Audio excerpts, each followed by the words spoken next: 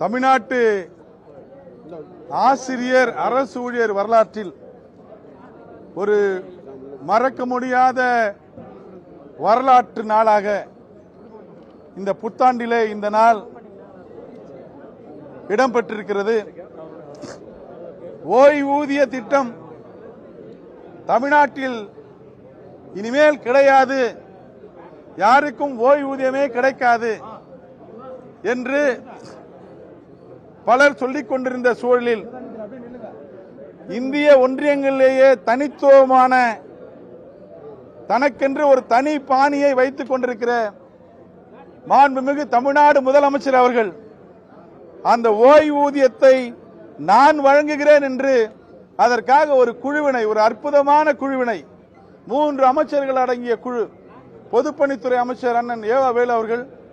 நிதித்துறை அமைச்சர் அண்ணன் தங்கம் தென்னரசு அவர்கள், பள்ளிக்கல்வித்துறை அமைச்சர் அண்ணன் அன்பில் மகேஷ் பொய்யாமொழி அவர்கள், இவர்கள் 3 பேரும் ஆசிரியர் அரசு ஊழியருடைய பிரதிநிதிகள் போல எங்களுடைய நியாயமான கோரிக்கைகளை உள்வாங்கி பல்வேறு நிதி சுமைகள்